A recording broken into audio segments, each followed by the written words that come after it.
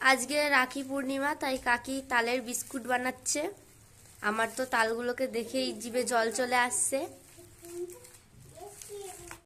কাকি এবার তালের শাঁসগুলোকে ঘষে ঘষে বের করে নিচ্ছে। কাকির তালের শাঁসটা বার করা হয়ে গেছে। কাকির মধ্যে কলা দিচ্ছে দুটো, নারকেল গুঁড়ো দিয়ে দিচ্ছে, নুন দিচ্ছে পরিমাণ মতো, ময়দা দিচ্ছে পরিমাণ মতো। আর এগুলোকে মাখিয়ে নিচ্ছে। কাকির সবকিছু দিয়ে মাখানো হয়ে গেছে, দেখতেই পেয়েছিলে কি কি দিয়েছিল। এবার কাকি সব বিস্কুটের শেপটা বানিয়ে নিচ্ছে।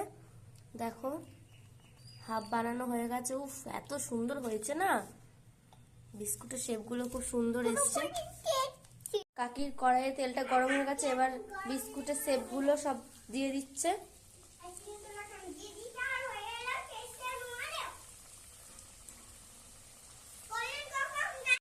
দেখো কি সুন্দর ফুলে উঠেছে।